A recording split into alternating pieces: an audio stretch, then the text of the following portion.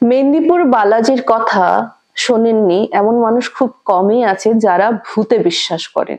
মেদিনীপুর বালাজি যেখানে ভূতরা নিজের বাসা বানিয়ে নেয় বা ওখানে থেকে যায় ভূত ছাড়ানোর পর। সো মেদিনীপুর বালাজি নিয়ে একদম স্টার্টিং এ একটা ঘটনা এসেছিল এবং ওই ঘটনা শুনে একদম প্রথম, আজ তো প্রায় ৩ বছর হতে চললো, তো ওই ঘটনা শুনে আসাম থেকে অঞ্জলি কাশ্যপ একটা ঘটনা পাঠিয়েছে, সেটাই আজকে তুলে ধরবো। আরো আছে অনেকের ঘটনা। তো নমস্কার বন্ধুরা, কেমন আছেন আপনারা? আমি রুমকি আজও এরকম ভয়ঙ্কর ঘটনা নিয়ে চলে এসেছি আপনাদের কাছে। তো যারা ভাবছেন আমার সঙ্গে এরকম করেই ঘটনা শেয়ার করতে চান, কি করে করবেন? করে দিতে পারেন আমাদের হোয়াটসঅ্যাপ নাম্বার 8011006740, নতুবা আমাদের মেইল আইডি কথায় গল্প @gmail.com, নতুবা আমাদের ফেসবুক এবং ইনস্টাগ্রাম হ্যান্ডেল কথায় গল্প নামে, সেখানে আপনারা পাঠিয়ে দিতে পারেন। একটাই রিকোয়েস্ট করছি, প্লিজ ঘটনাগুলো শুধুমাত্র যাতে আমাদের জন্য, মানে কথায় গল্প ভূতুর আড্ডা স্টেশনের জন্য হয়। আর প্লিজ শেয়ার করুন, সকলের সাথে শেয়ার করুন যারা ভৌতিক ঘটনা ভালোবাসে। যেটা আমি বললাম, তো ও দিল্লিতে থাকে, ঠিক আছে? তো দিল্লিতে চাকরি, অঞ্জলি আরকি। তো চাকরি করার সূত্রে ওর একটা কলিগের সঙ্গে দেখা হয়। সে নন বেঙ্গলি। আমি পার্টিকুলারলি কোন মানে জাতি আরকি, মারওয়াড়ি না হরিয়ানভি না পাঞ্জাবি আমি কিচ্ছু বললাম না। ঘটনাটা ওকে নিয়ে, হ্যাঁ? তো ওর যে সেই কলিগটার আমি নিকনেমেই ছদ্মনামটা ইউজ করছি এখানে। মানে ছদ্মনাম মানে ওই আমাকে বলেছে অ্যাকচুয়াল নামটা বলতে না। তো ঋতু বলেই আমি সম্বোধন করছি এখানে। তো ঋতু আ প্রতি বছর ওর মায়ের সঙ্গে মেদিনীপুর বালাজি যায় এবং তখনই ১ম অঞ্জলি ঋতুর মুখে মেদিনীপুর বালাজির কথাটা শুনলেন। হ্যাঁ? তো আ যখন আমার সঙ্গেও আমিও যখন এখানে টেলিকাস্ট করলাম সেই এপিসোডটা, আমি বললাম প্রচন্ড ভয়ঙ্কর ব্যাপার ঘটেছিল আমার সাথে। তো ও আমার সঙ্গে বলেছে যে "বা মোৰ লগত আছে, মই আপোনাক ক'ব খোজো।" তো বললাম ঠিক আছে তুমি শেয়ার করো। তো ও যেটা পাঠিয়েছে অসমীয়াতেই পাঠিয়েছে পুরো। তো ওটাই আমি কনভার্ট করে বলছি যে এই ঋতুর না অ্যাকচুয়ালি ঋতুর মা-বাবা দুজনেই চাকরিরত ছিলেন। হ্যাঁ? ঋতু খুব ছোট বয়সে ওর বাবাকে হারায়। তো ঋতুর বাবার বাড়ি মানে দাদিঘর, হ্যাঁ? দাদিঘরে ওর মাকে একসেপ্ট করেনি বিকজ ওই আ খুব জাতপাত নিয়ে একটা ব্যাপার ছিল। মানে অন্য মানে ওদের ইয়ের থেকে ছিল না, গোষ্ঠীর থেকে ছিল না বলে ওরা ঋতুর মাকে তো একসেপ্ট করেনি। ইনফ্যাক্ট ওনার বাবাকে ত্যায্য পুত্র করে দিয়েছেন। ঋতুর মায়ের কিন্তু মানে ঋতুর মা আরকি ছোটবেলায় ওর মা-বাবাকে হারায়। আ মানে ঋতুর বাবার সঙ্গে ওনার সেই সম্পর্কটা যে এরকম দাঁড়াবে উনি বুঝতে পারেননি। উনি ভেবেছিলেন বিয়ে করে হয়তো শ্বশুর-শাশুড়ির মা-বাবার মতোই আদরটা পাবেন। কিন্তু সেটা উনার ভাগ্যে ছিল না। তো অ্যাকচুয়ালি ঋতুর মা-বাবা দুজনেই একটা কোম্পানিতেই চাকরি করতেন এবং সেখান থেকেই উনাদের ভালোবাসা দেন বিয়ে। ঠিক আছে, তারপর আস্তে, আস্তে ঋতু হলো। আস্তে, আস্তে ওদের লাইফটা না খুব সুন্দরভাবে এগোতে লাগলো। ঋতু স্কুলে গেল। তো ঋতুর মা-বাবা যেহেতু দুজনেই মানে স্কুল বলছি সরি, আ চাকরিরত ছিলেন না, তো ঋতুকে একটা ডে কেয়ার এর দেওয়া হয়েছিল। মানে ওখান থেকে স্কুলে ওরাই পাঠাতো। খালি খাওয়া-দাওয়াটা কিন্তু সকালে কি খাবে, বিকেলে কি খাবে, দুপুরে কি খাবে, ঋতুর মা কিন্তু সকালবেলা প্রিপেয়ার করে টিফিন করে দিয়ে দিত। ওনাদেরকে বুঝিয়ে দেওয়া আছে। ওনারাই বাচ্চাটাকে খাওয়াতো। তো এটা আপ টু 6 অব্দি ওরা দেখে। তারপর ওই ডে কেয়ার থেকে আয়া দিয়ে দেয়। যদি কারোর দরকার পড়ে যে 6 এর পরে আর কি আর বাচ্চারা ডে কেয়ারে থাকে না। ডে কেয়ারে তো অ্যাকচুয়ালি খুব ছোট বাচ্চারাই থাকে। তখন ওরা কেউ যদি বলে যে আয়া আর কি মানে যেহেতু আমার মেয়ে একা, ঘরে কেউ নেই, একজন আয়া লাগে, ওরা কিন্তু সেটাও প্রোভাইড করে দেয়। তো ইনসিডেন্টটা যখন হয় তখন ঋতুর বয়স ও তখন ক্লাস 4 এ পড়ে অ্যান্ড ডে কেয়ারে ও ক্লাস 6 অব্দি যেহেতু আছে এই জিনিসটা ফ্যাসিলিটিটা। তো একদিন কি হয়েছে ঋতুর বাবা মানে উনি না মানে উনার রাজস্থান বলে উনারা তো দিল্লির অফিসে চাকরি করতেন। রাজস্থানেও যেতে হতো, পাঞ্জাবও যেতে হতো। তারপর হলো হরিয়ানাতেও যেতে হতো। তারপর হলো ওই মুম্বাইও যেতে হতো। এরকম। তো কি হতো দিল্লি থেকে রাজস্থান যেহেতু বেশি দূর না, উনি গাড়ি করেই প্রায়শ বেরিয়ে যেতেন। অনেক সময় বড় হোটেলে উনাদের কনফারেন্স থাকতে সেগুলো অ্যাটেন্ড করতে বা পাঞ্জাবে অলসো। তো একবার কি হয়েছে উনি বেরিয়ে গেছেন আর উনি বলেছেন রাত্রে ফিরে আসবে। যেহেতু জয়পুরে সেই প্রোগ্রামটা ছিল এবং জয়পুর থেকে দিল্লি তো বেশি দূর না। তো উনি নিজের গাড়ি করেই করেছেন। নিজেই ড্রাইভ করছিলেন। গেছিলেন আরকি নিজের গাড়ি করে। তো ফিরতে ওর মার টেনশন হচ্ছিল। ১১টা বেজে যায়, আসে না। তো হঠাৎ ঋতুর বাবাকে ফোন করতে পায় না, হ্যাঁ?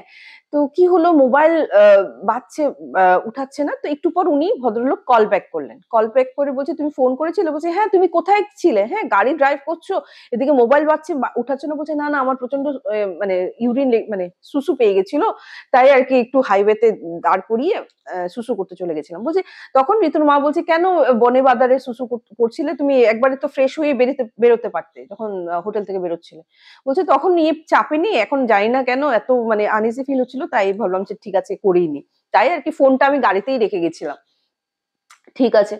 তো ভদ্রলোক যখন আসলেন যেন আ ঋতুর মাই দরজা খুলেছে, ততক্ষণ তো ঋতু ঘুমিয়ে গেছে। উনি না টলতে, টলতে মাতালের মতো আসছেন। অথচ ঋতুর প্যারেন্টস রা ঋতুর সামনে কিন্তু কখনো অ্যালকোহল কনজিউম করতেন না। ইনফেক্ট উনারা এই আদতেই ছিল না। হ্যাঁ, সামটাইমস যখন ধরো দূরে, দূরে ওর বাবা যেত, অনেক সময় হয়তো কনফারেন্স এ ১-২ টা প্যাক খেতেন ঐরকম টাইপের। মানে ইউ নো ইয়ে ছিলেন না, অ্যালকোহলিক ছিলেন না বা খেতেই হবে ওরকম কিছু না। মানে আচ্ছা ঠিক আছে দিলে দাও, না দিলে না, ঐরকম মানে once in a blue moon যেটাকে বলে। তখন ওরকম। তো এরকম হিলতে-ডুলতে এসছে ঋতুর মা না ওনার হাসব্যান্ড কে তো কোনদিনও এরকম করে দেখেনি। উনি অবাক হয়ে গেছেন। তো বলছি, "কি तुम्हें क्या हुआ?" হ্যাঁ, এরকম করে ধরতে গেছে। উম দেখছি पता नहीं, উনি বলছেন, "पता नहीं मुझे क्या हुआ, मेरा सर घूम रहा है। मुझे कैसा लग रहा है, बहुत भारी-भारी फील हो रहा है।" তো ঋতুর মা যখন ধরলেন যে না ভদ্রলোক কিন্তু অ্যালকোহল খাননি। মানে দেখো যারা খায় না, না যে মানে আমরা যারা মানে অ্যালকোহল ধরো খাই না আমরা। পট করে যদি দূর থেকেও কোনো মানুষ আসে পট করে আমার নাকে কিন্তু চলে আসবে। হুম? তো যেহেতু ওরা দুজনেই খেতেন না, তো এত কাছে এসেও কিন্তু ভদ্রলোকের মুখে কোনো অ্যালকোহল পাওয়া গেল না। তো বলছে যে হয়তো টায়ার্ড হয়ে গেছে ওর জন্য ভদ্রলোক এরকম করছেন।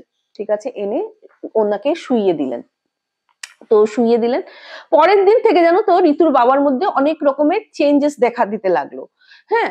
আ ভদ্রলোকের মুড সুইং হতে লাগলো। কখনো ঋতুর মাকে জড়িয়ে ধরে আদর করছে, মানে ওই অন্তরঙ্গ মুহূর্ত কাটাতে চাইছে। আবার কখনো বলছে, "तुम मेरे से दूर रहो, हाँ? वो तुम्हें छूना चाहता है, वो तुम्हें पाना चाहता है, तुम मेरे से दूर रहो, मेरे पास मत आना।" মানে কখনো আদর করে জড়িয়ে ধরছে, কখনো ধাক্কা মেরে এরকম করে ছুড়ে দিচ্ছে। হ্যাঁ? মানে রাগত দৃষ্টিতে, "পাস মত আনা মেরে, পাস মত আনা।" তো না ব্যাপারটা কি হলো বুঝতে পারছি না। তখন ঋতুর মা ওর বাবাকে বলছে, মানে ওনার হাসব্যান্ড কে বলছে যে, তোমার মনে হয় কোন রকম প্রবলেম হচ্ছে? তোমার কি ওয়ার্কলোড টা বেশি হয়ে গেছে? চলো না কোনো মানে কাউন্সিলর এর থেকে কাউন্সেলিং করিয়ে নিই। তোমার মনে হচ্ছে ওয়ার্ক প্রেশার টা বেশি হচ্ছে যেটা তোমার মুড সুইং হচ্ছে এত বেশি।" কিছুতেই ভদ্রলোক শুনতেন না। তো মাঝে মধ্যেই জানো তো এখন উনি অফিস যাওয়া মানে বাদ দিতে লাগলেন। মানে উনার শরীরে নাকি দিত না। তো এখন দেখো ঋতুর মা তো সবসময় উনিও মিস করে রাখতে পারতেন না, না? মানে সবসময় তো অফিস উনি মানে অ্যাবসেন্ট করতে পারবেন না। উনার হাসব্যান্ড ও করছেন। তো একদিন কি হয়েছে, ঋতুকে তো ডে কেয়ার এ দিয়ে ভদ্রমহিলা সেদিন মানে একটা বড় মিটিং ছিল অফিসে। তো উনার যেতেই হবে, উনার হাসব্যান্ড এর শরীর খারাপ, উনি যাবেন না। তো উনার হাসব্যান্ড এর খাওয়া-দাওয়া ঠিক করে, ঋতুর খাওয়া-দাওয়া ঠিক করে ওকে ডে কেয়ার এ পাঠিয়ে ভদ্রমহিলা গেছেন। এবং সেদিন উনি তাড়াতাড়ি ফিরেছেন। যেহেতু উনার হাসব্যান্ড শরীর ভালো না হাসব্যান্ডের, এবং উনি বুঝতেই পারছিলেন যে ঠিক আছে তাড়াতাড়ি ফেরা উচিত। উনি যখন ফিরলেন, ফেরার পর না উনার হাসব্যান্ডকে কিন্তু উনি জীবিত অবস্থায় পেলেন না। আ উনার হাসব্যান্ড উনাদের বেডরুমেই পাখাতে আ মানে ঝুলে গেছিলেন। তো এটা দেখে তো ডেফিনিটলি উনি অবস্থা খুব খারাপ। প্রচন্ড জোরে চিৎকার চেঁচামেচি শুরু করলেন অ্যান্ড আশেপাশে অনেকেই জড়ো হয়ে গেলেন। যেহেতু অনেক বছর ধরেই ছিলেন এবং খুব ভালো বন্ডিং। ঋতুর মা নাকি খুব ফ্রেন্ডলি নেচারের। তো আ জড়ো-টড়ো হয়ে গেলে তারপর তো police and postmortem and all সবাই জিজ্ঞেস করছে কি হয়েছে? কোনো পারিবারিক প্রবলেম কিনা? তখন বলছে, "না আমাদের মধ্যে তো কোন রকমের প্রবলেম হয়নি।" ঋতুও বলছে, "না আমাদের মধ্যে প্রবলেম নেই। কিন্তু হ্যাঁ" তখন ঋতুর মা বলছে, "উনার বোধহয় কাজের প্রেশারটা প্রচন্ড বেশি হয়ে গেছিল। উনার মুড সুইং হচ্ছিল। আমি বলছিলাম ও যে কাউন্সেলিং করিয়ে নিই। আমি তো বুঝতে পারিনি যে উনি এরকম করবেন।" কারণ আজকে সকালে অবধি আমি এইরকম যে কিছু একটা হতে পারে আমি তো কল্পনারও বাইরে। হ্যাঁ, উনি একটু বদরাগী হয়ে যাচ্ছিলেন বাট এইটার যে রেজাল্ট এটা হবে সেটা তো আমি কল্পনা করতে পারিনি। তো উনার হাসব্যান্ডের বাবার বাড়িতে ফোন করেছেন, ভদ্রমহিলাই করেছেন। আর অ্যাজ ইউজুয়াল উনি তো উনারা টেজসুপুত্র করে দিয়েছেন। অ্যান্ড যখন শুনেছেন যে সুইসাইড করেছে তো ঋতুর মাকে তো যাচ্ছেতাভাবে অপমান করেছে। মানে "तेरे लिए तू डायन है, तू मेरा बेटे को खा गई, तेरे लिए ही हम लोगों का बेटा हम लोगों से दूर हो गया।" মানে যা নয় তাই মুখে যেটা ইচ্ছে সেটা এসছে আর বলে গেছে। এমনিই তো উনার হাসব্যান্ডের সাহারাও নেই। ঠিক আছে। সব সহ্য করেছেন। উনারা উনার ছেলের কোন রকমের ক্রিয়াতেই আসেননি। তো ও চৌথা ঋতুর মাই পারফর্ম করেছে অ্যান্ড যেই মানে শ্রাদ্ধটা হয়ে গেছে না, তারপর থেকে ওদের বাড়িতে প্রচন্ড প্রবলেম শুরু হয়েছে। যেমন আমি বলছি, ঋতুর মা, ঋতুর বাবার সঙ্গে তো বললাম বন্ডিংটা খুব স্ট্রং ছিল। তো ভদ্রলোকের টাওয়াল বলো, হোয়াইট কালারের টাওয়াল ইউজ করতেন চানের সময়। দেন উনার শেভিং কিট হোক, উনি খুব যত্ন করে না ওয়ার্ড্রোবে রেখে দিয়েছিলেন উনার হাসব্যান্ডের স্মৃতি হিসাবে। অ্যান্ড বুঝতেই তো পারছো ওনার অবস্থাটা কি। কিন্তু এখন তো দেখো সময়ের সঙ্গে সঙ্গে যেহেতু ছোট মেয়েটা আছে, ওনারও চাকরিটা তো কন্টিনিউ করতেই হবে। তো একটা পর্যায়ের পর যখন সাধ্য শান্তি হয়ে গেল, সব একটু ধাতস্থ হলেন, উনি কাজে জয়েন করবেন। তো একদিন কি হয়েছে, ভোরবেলা সকালবেলা মানে ওনার সব হাসব্যান্ডের জিনিস একটু একটু করে সব গুছিয়ে টুছিয়ে রেখে দিয়েছে, ওনার স্মৃতিগুলি। হঠাৎ সকালবেলা দেখে ওনার ঋতুর বাবার একটা অভ্যাস ছিল, উনি কিন্তু বেসিনে সেভ করতেন না। উনি মগের মধ্যে জল এনে ওই ড্রেসিং টেবিলে দাঁড়িয়ে শেভ করতেন। তো হঠাৎ দেখি শেভিং কিট এবং পাশে মগের জল মানে মগ একটা জলে পরিপূর্ণ। তো ঋতুকে জিজ্ঞেস করছে, "এই ঋতু, तूने पापा का शेविंग किट पकड़ा है क्या जो मैंने अलमारी में रखा था?" तो ঋতু তো আকাশ থেকে বলছে, "नहीं मम्मी, और वो चाबी तो आपके पास रहती है, मैं कहाँ से लाऊं?" তো বলছে, "এ कैसे हो गया?" और মগও মানে জলে পরিপূর্ণ মগ।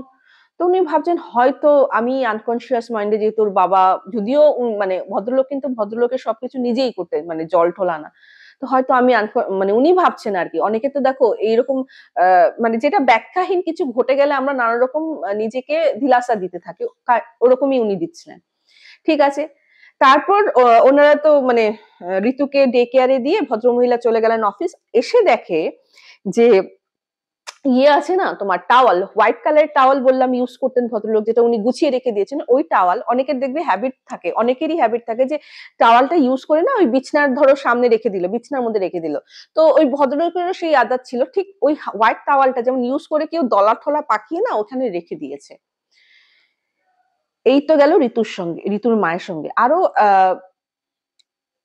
কিছু ইনসিডেন্ট হয়েছে। এটা একটু প্রাপ্তবয়স্কর সঙ্গে রিলেটেড, হ্যাঁ? তো আমি চেষ্টা করব যে ওরকম ভাবে প্রেজেন্ট করতে। তো সেদিন ঋতু একটা স্বপ্ন দেখেছে, ওর বাবাকে স্বপ্ন দেখেছে, হ্যাঁ? কিন্তু ওর বাবার গায়ের স্কিনটা, যেটা সকালবেলা ওর মাকে বলল যে, "পাপা কা স্কিন না পুরা বরফ কি तरह सफेद था।" পুরো সাদা ছিল বরফের মতো। আর পাপা रो रहे थे और मुझे बोल रहे थे कि अ, "मम्मी को बचा लो, मम्मी को बचा लो।" ও ক্লাস 4 এ পড়ার বাচ্চাকে ওর মৃত বাবার আত্মা এসে বলছে, "মাম্মি কো বাঁচা লো।" যখন এই কথাটা বলেছেন ওনার ধাক করে উঠেছে। কারণ মানে দেখো উনার তো স্বামী বিয়োগ ঘটেছে অনেকদিন, মানে হয়েই চলল, শ্রাদ্ধ-শান্তি হয়ে গেল। বাট হাসব্যান্ড ওয়াইফ এর যে একটা রিলেশন, হ্যাঁ? যেটা আমি ইন্টিমেট রিলেশন এর কথা বলছি, হ্যাঁ?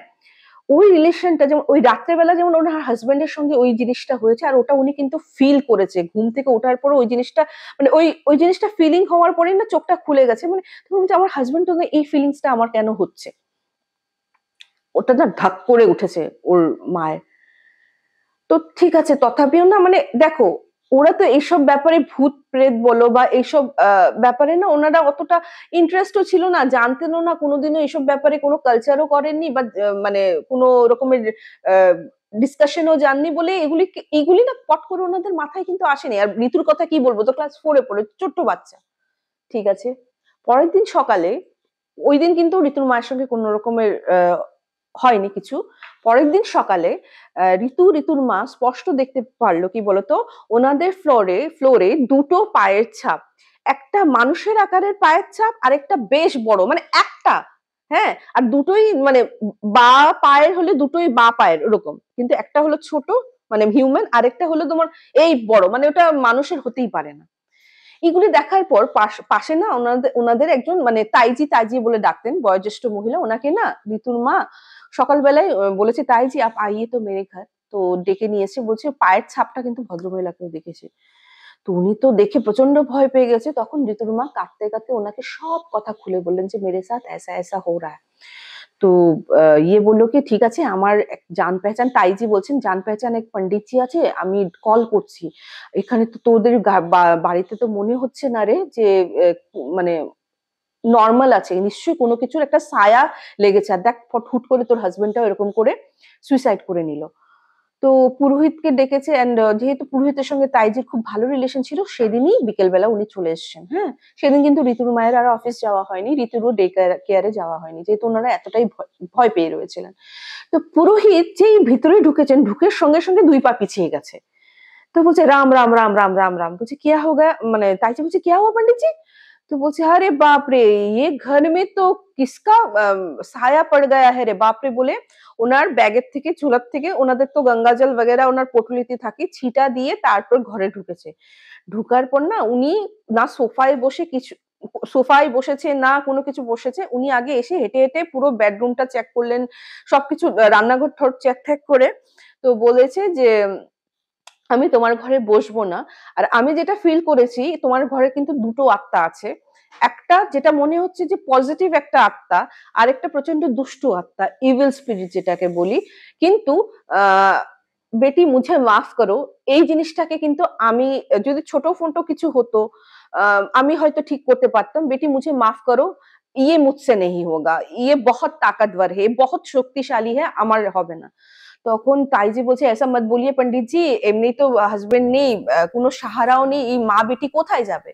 তখন পন্ডিতজি বললেন যে, "তুমি একটা কাজ করো, মেহেন্দিপুর বালাজিতে যাও। ওখানে পুরোহিতদেরকে তুমি সবকিছু খুলে বলো, ওরা কিছু না কিছু তোমাদেরকে বলেই দেবে।" কারণ এখানে আমি যদি ওকে বলবে না ওই পয়সা আম মানে বানানোর জন্য হয়তো বলবে, "হ্যাঁ, হ্যাঁ পারবো।" তোমার জন্য তোমার থেকে পয়সা নিয়ে নেবে, কাজের কাজ কিচ্ছু হবে না। কারণ আমি ফিল করতে পারছি সে প্রচন্ড স্ট্রং। সে প্রচন্ড স্ট্রং আর তোমার ঘরে সে গেড়ে বসেছে।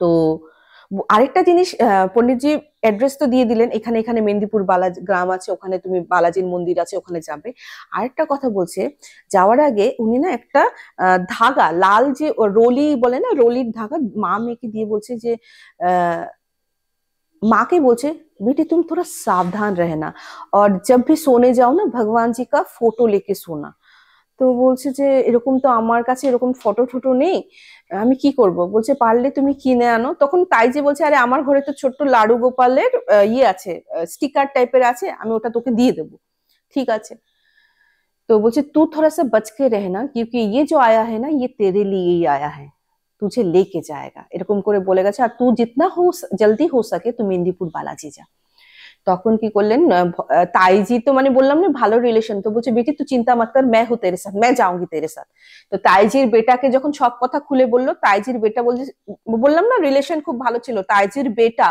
তাইজি আর ওনাদের তো নিজের গাড়ি ছিল যেটা স্যার ড্রাইভ মানে ওনার হাজবেন্ড ড্রাইভ করে আসছিলেন আর কি বললামই তো ওই একজন মানে ওই তাইজির ছেলেই ড্রাইভ করে এই চারজনকে মেহেন্দিপুর বালাজি নিয়ে গেছে তো মেহেন্দিপুর বালাজি ঢোকার সঙ্গে সঙ্গে পুরোহিতের সঙ্গে কথা বললো তো পুরোহিত বলছে যে एक्चुअली बेटी तू जो बोल रही है और मुझे जो लग रहा है तेरा हस्बैंड का মানে তুই যে বলছিস সুইসাইড করেছে অ্যাকচুয়ালি তোর হাজবেন্ড কিন্তু সুইসাইড করেনি ওকে বাধ্য করেছে না হলে কিছু একটা তো হয়েছে ও নিজের ইচ্ছে করে কিন্তু সুইসাইডটা করেনি তো বলছে বাবাজি হাম আব क्या करे তো পণ্ডিতজি বললেন যে আমার এখান থেকে আমি দুজন পণ্ডিত পাঠাবো কারণ সে তোমার ঘরে কিন্তু গেড়ে বসেছে তো ওখান থেকে বালাজির থেকে ওনারা পুরো অ্যাড্রেস দিয়ে এসছেন অ্যান্ড সাময়িকভাবে মা আর ইয়ের প্রোটেকশনের জন্য কিন্তু কিছু একটা দিয়ে দিয়েছিলেন মেহেন্দিপুর বালাজির সেই পুরোহিত অ্যান্ড অলসো এই যে তাইজির ছেলে যে নিয়ে এসছে বলছে তোমারে উপর ভি উসকা গুসা রহ সকতা হ্যায় প্রিকশন কে লিয়ে ওনাদেরকেও কিন্তু কিছু ধারণ করতে দিয়েছে আর অ্যাড্রেস তো দিয়েছে বলছে জিতনা জলদি হো সকে আমাদের এখান থেকে তোমার কাছে মানুষ যাবে ঠিক আছে তো ওই প্রোটেকশন নিয়ে আসার পর না জানো ওনার সঙ্গে সেই আমি বললাম না সেগুলি কিছু হচ্ছিল না বা অন্য কিছু হচ্ছিল না কিন্তু মানে তোমার রান্নাঘরের বাসনপত্র যেমন কেউ রেগে গেলে ধুমধাম বাড়ি দিচ্ছে আর একটা জিনিস যেটা হয়েছে ঋতু এবার ওর বাবাকে দেখেছে ওই সেরকমই সফেদ বরফের মতো সফেদ কিন্তু এবার কিন্তু ওর বাবার মুখে একটা হালকা স্মাইল ছিল একটা হাসি ছিল হ্যাঁ যেমন কান্না নয় কিন্তু একটা স্মাইল ছিল হাসি ছিল ঠিক আছে তো মেহেন্দিপুর বালাজি থেকে পুরোহিত এসছে অ্যান্ড ওরা যাগযজ্ঞ করা শুরু করেছে ওদেরকে কি কি লাগবে ফর্দ ঠর্দ সব পাঠিয়ে মানে দিয়ে দেওয়া হয়েছিল অ্যান্ড অলসো যা যা আর কি মানে ওদের আনার ওরা এনে যাগযজ্ঞ শুরু করেছে তো প্রথম নাকি যজ্ঞের ইয়েটা না জ্বলতে চায়নি খুব কষ্টে করে জ্বলা হয়েছে তো একবার জ্বলানোর পর খুব ভাবে ওরা মন্ত্র বগেরা পড়ছে পূজাটা যখন মোটামুটি শেষের পথে তখন তাইজির সব ফ্যামিলি মেম্বারদেরকে আসতে বলেছে পুজো স্থানে ওনারা মা মেয়ে তো ছিলেনই তখন পণ্ডিতজি বললেন যে তোমার হাজবেন্ড হাইওয়ে মানে মানে তোমার হাজবেন্ডের সঙ্গেই ওই জিনিসটা এসছে, ঠিক আছে? কিভাবে এসছে কি আসছে আমি জানি না। এই জিনিসটার বয়স অনেক বছর, মানে প্রচন্ড পুরানা আত্মা আর কি, অনেক বছর হতে পারে 500 বছর, 600 বছর, হতে পারে 1000 বছর, বহুত পুরানা আত্মা। এবং সে কিন্তু বনবাদারেই থাকতো। তোমার হাজবেন্ডের সঙ্গে কি করে এসছে আমি জানি না। এবং তোমার হাজবেন্ডের সামনে সে তোমার ক্লোজ হতে চাইতো বা কোনো কিছুর জন্য তোমার হাজবেন্ড কিন্তু তাকে বাধা দেওয়ার চেষ্টা করেছিল, আর এটার জন্যই হয়তো তোমার হাজবেন্ডের প্রাণটা গেছে। অ্যান্ড আমি যেটা ফিল করছি, তোমার হাজবেন্ড কিন্তু মৃত্যুর পরেও তোমাকে প্রোটেকশন দিয়ে চলেছে, প্রোটেক্ট করে চলেছে, যদিও ও প্রচন্ড কমজোর আত্মার, ওই আত্মাটা কিন্তু প্রচন্ড স্ট্রং।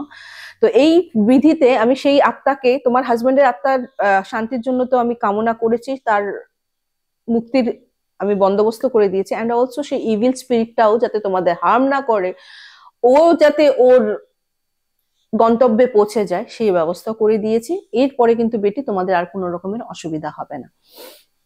তো এরকম ভাবে কিন্তু ঋতুর মা এইসব এই ভৌতিক ক্রিয়াকলাপ থেকে বেঁচে গেছিল। এবং ওটার জন্য প্রতি বছর থ্যাংক ইউ বলার জন্য বালাজিকে উনি থ্যাংক ইউ বলতে যান প্রতি বছর। এরকম কোনো বছরই যায়নি যে ওই এখন তো ঋতু আমি বললাম আমি কাজ করে চাকরি করে ওর সাথে, এখনো কিন্তু প্রতি বছর যায়। এবং অঞ্জলি যেটা আমাকে বলেছে যে আমিও ময়ও গইছিল তার লগত, মানে ওর মা বাবা মানে মা আর ঋতু যেদিন গেছিল না, মানে কোনো এক বছর আর কি প্ল্যান করেছিল, তখন অঞ্জলি বলছে মুঝে ভি সাথ লে চলো, मैं भी जाना चाहती हूँ।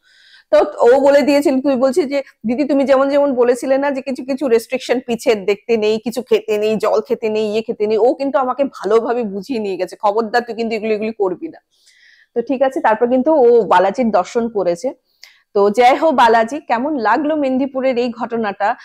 হোপসো বালাজি সবাইকে মুক্তি দেবেন, সব প্রেতাত্মাদের, সব ইভিল স্পিরিটদের মুক্তি দেবেন, এবং ওনার যে আশীর্বাদ সবসময় আমাদের উপরে থাকুক। সো কমেন্ট সেকশনে কমেন্ট তো করে দাও, অ্যান্ড লাইক শেয়ার করে দাও। অ্যান্ড যেটা আজকে বলা হয়নি, যেটা আমি সবসময় বলে থাকি যে কথায় গল্প ফুতুর অ্যাড্রেস স্টেশন, আমরা কিন্তু কোনো রকমের অন্ধবিশ্বাস বা কুসংস্কারকে প্রশ্রয় দেই না। ঘটনাগুলিকে যদি বিশ্বাসযোগ্য বলে মনে না হয় সেক্ষেত্রে প্লিজ গল্প ভেবে নিয়ে নেবে, কারণ আমাদের মেইন উদ্দেশ্য আপনাদের ছোটবেলা সেই নস্টালজিক ফিলিংটা ফিরিয়ে দেওয়া, ওইটুকুনি মাত্র। তো চলো নেক্সট ঘটনায় যাব। নেক্সট ঘটনা পাঠিয়েছে আমাকে হলো নবনীতা সূত্রধর ফ্রম গৌহাটি। এটা ভৌতিক ফ্ল্যাটের ঘটনা। সো নবনীতার ছোটবেলার থেকে ওর মা বাবার স্ট্রাগলটা দেখেছে, খুব কষ্ট করে মানুষ হয়েছে। তোমার বলেছে ভাড়া বাড়িতে থাকতাম, মাটির ঘরেও থেকেছি, জন্মের পর হয়তো মাটির ঘরে থেকেছি, কিন্তু আমি যখন বড় হলাম তখন ওই হাফ ইট হাফ বেড়া দেওয়া যে ওইরকম ঘরেও কিন্তু ওরা থেকেছে। তো অনেক কষ্ট করে সবারই দেখো ইচ্ছে করে যে নিজের নিজের একটা কিছু করা। তো ওর বাবা অনেক কষ্টে পয়সা জমিয়ে ঠুমিয়ে 1 BHK ফ্ল্যাট খুঁজছিলেন। তো উনি না গুয়াহাটি, আমি নামটা মেনশন করছি না পাবলিক ফোরামে পার্টিকুলারলি কোন জায়গায়, সো গুয়াহাটির একটা জায়গায় স্ট্যান্ড অলোন বিল্ডিং হচ্ছে, হ্যাঁ বিল্ডিং হয়েছিল। এবং একটা সেকেন্ড হ্যান্ড, মানে অলরেডি একজন ছিল উনি বিক্রি করবেন। কেন বিক্রি করবেন, যেটা আর কি ইয়ের বাবাকে বললেন যে আমার মানে 2 BHK লাগে, 1 BHK তে হচ্ছে না, তাই আমি বিক্রি করতে চাই। অ্যান্ড খুব ভালো একটা দামে কিন্তু ওনারা পেয়ে গেলেন। ঠিক আছে, তো সেকেন্ড হ্যান্ড হোক যাই হোক, নবনীতাদের জন্য তো অনেক মানে কি বলবো, একটা স্বপ্ন পূরণ হতে চলেছে। তো ওরা গৃহ প্রবেশ করে ঢুকবে। তো যেদিন গৃহ প্রবেশ করবে ওই দিন তো যজ্ঞ ঠজ্ঞ হয়, বাস্তু পুজো হয়। পুরোহিত পুজো করছে জানো তো, আগুনটা জ্বলছে, নিভে গেছে, আবার জ্বালিয়েছে বেশি করে ঘি দিয়ে, কর্পূর দিয়ে, যাতে জ্বলে, মানে দাও দাও করে না, এরকম এরকম করে জ্বলছে, আবার নিভে যাচ্ছে, এরকম করে নাকি 3 থেকে 4 বার জ্বালানোর চেষ্টা করেছে। তখন পুরোহিত না উঠে গেছে, উঠে বলছে কি আমি তোমাদের ফ্ল্যাটটা দেখবো। আচ্ছা এখানে একটা কথা বলে রাখি, ওদের তো 1 BHK, কিচেন রুমের ঠিক কিচেন রুম এবং লিভিং রুমের এই সাইডে না একটা ইউটিলিটি টাইপের ছিল, ছোট ইউটিলিটি, যেখানে নবনীতার মা মানে রিনোভেট করে ঠাকুর ঘর করে দিয়েছিলেন। মানে উনি চাইছিলেন ঠাকুর ঘরটা সেপারেট হোক, থাকুক, যাতে ছোঁয়াছাটি না লাগে। পুরোহিত দেখে ঠেকে স্টোর রুমটা দেখেছে, দেখে বলছে যে খুব ভালো করেছেন, এই রুমে আপনি স্টোর রুম করেছেন, মানে স্টোর রুমটা আপনি যে মানে পুজো রুমে কনভার্ট করে দিয়েছেন, খুব ভালো করেছেন। হ্যাঁ, কিন্তু এখানে যেটা মনে হচ্ছে, এখানে কিন্তু আমি অন্য রকমের একটা হাওয়া পাচ্ছি, যেটা আমাদেরকে পুজোটা সমাধান করতে দিচ্ছেন না। তো বলছে আপনারা কি খোঁজ খবর নিয়ে ফ্ল্যাটটা কিনেছেন? বলছে হ্যাঁ, যে ওনার ছিলেন উনি বললেন যে ওনার 2 BHK ফ্ল্যাট লাগে, তাই এটা বিক্রি করে দিয়েছে, and আমরা তো খুঁজছিলাম and মোটামুটি আমার বাজেটে পেয়ে গেছি তাই নিয়ে নিয়েছি। তো বলছে ঠিক আছে আপনারা থাকুন, যদি কোনো রকমের অসুবিধা হয় তাহলে কিন্তু আপনারা আমাকে মানে ফোন নাম্বার তো আছেই, ফোন করবেন, ঠিক আছে? মনে হচ্ছে আপনারা হয়তো কোনো রকমের বিপদ আপদ আসলেও আসতে পারে। তো উনি পূজা সমাধা করার পরেও ওনাদেরকে না যজ্ঞের টিকা তো দিয়েছেন, আর যজ্ঞের যে ছাই ভস্য অ্যান্ড ঠাকুরের ফুল দিয়ে গিট মেরে বলেছে এটা সবসময় আপনাদের ঘরের দুয়ার মানে এই দুয়ারের যে উপরে আছে না ওটার মধ্যে লটকে রাখতে, মানে কোনো রকমের যাতে এটাতে কি হবে আপনাদেরকে প্রোটেকশন দেবে আর কি। ঠিক আছে।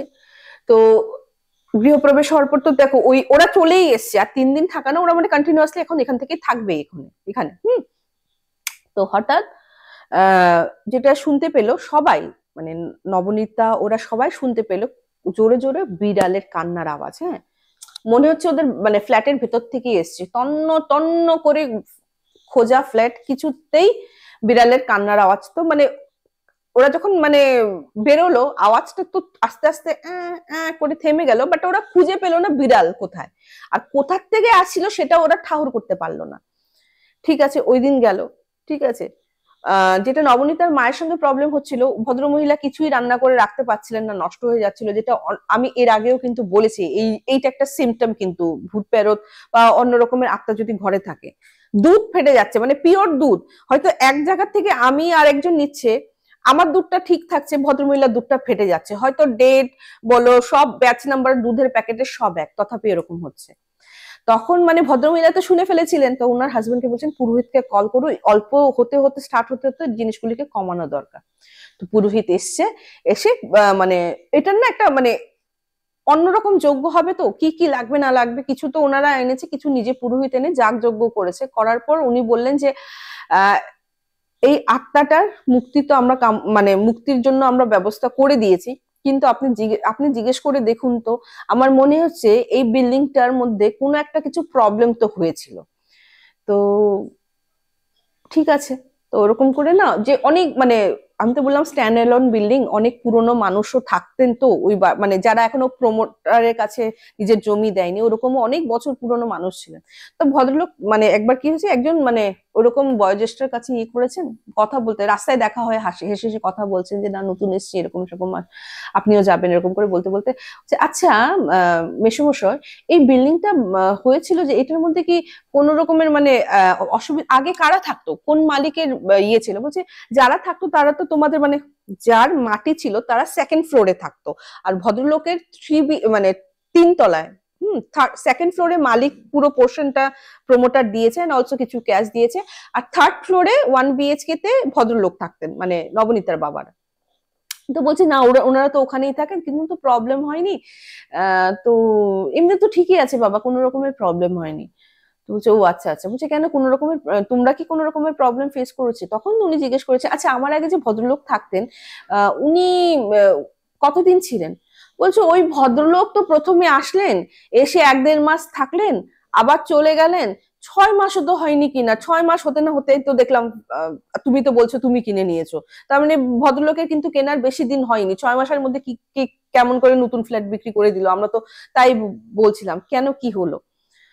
তো কিছু বুঝতে পারছে না, বলে ঠিক আছে কি বলবে, আর উনি তো বলতে পারছেন না। হঠাৎ তখন ওনার নাকি মনে পড়ে, বলছে ও হ্যাঁ হ্যাঁ একটা এমনি কিছু হয়নি, কিন্তু একটা হয়েছিল কি বলতো, ওই 3 তলার পরেই তো তোমাদের উপরেই তো ছাদটা, যখন ওই ছাদ ঢালাই হয় না, একজন রাজমিস্ত্রির ওয়াইফ ওখানে যোগালির কাজ করছিলেন, ওর একটা অ্যাক্সিডেন্ট হয়, প্রচন্ড রক্তপাত হয়, সঙ্গে সঙ্গে ওকে হসপিটালে অ্যাডমিট করা হয়, ও নাকি হসপিটালে 2 দিন থেকে মারা গেছিল।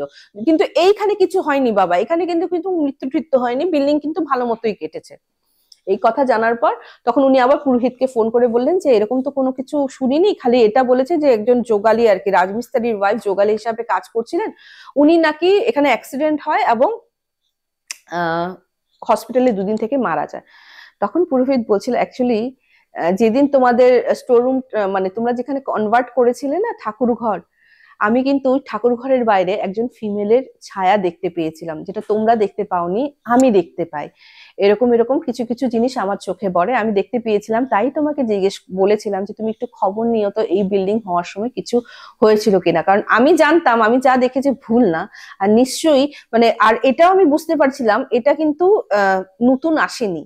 হ্যাঁ, এই আত্মাটা কিন্তু এই জায়গায় ছিল, মানে যেটা আর কি ওরা দুয়ে দুয়ে চার করলো যে হতে পারে যে ওনার যে অ্যাক্সিডেন্টটা হয়তো ওনার এই জায়গাটাই, মানে যেই পোর্শনে 1 BHK ফ্ল্যাটটা হয়েছে ওখানেই হয়েছে, তাই হয়তো ওনার আত্মাটা আবার যেখানে ওনার মানে এত বড় একটা অ্যাক্সিডেন্ট হয়েছে ওখানেই ফিরে এসছে। হতেই পারে, অনেক কিছুই হতে পারে, তাই না? তো কেমন লাগলো আজকের এপিসোডটা প্লিজ জানাতে ভুলো না, সাবস্ক্রাইব করো, লাইক করো, এইভাবেই ভালোবাসা দিতে থাকো। তোমাদের ঘটনার জন্য বসে আছি। আর জীবনের 1001 গল্প দেখছো তো, ওটাও দেখো, কারণ ওখানে তোমাদেরই শেয়ার করা রিয়েল লাইফ ইনসিডেন্ট, মানে তোমাদের প্রবলেম, তোমাদের না বলা কিছু কষ্ট, সেটাই শেয়ার করি। তো চলো তাড়াতাড়ি ওটাও সাবস্ক্রাইব করে নিও। আজকের এপিসোডটা এখানেই শেষ করছি, খুব তাড়াতাড়ি দেখা হবে। Till then bye bye, see you soon, নমস্কার।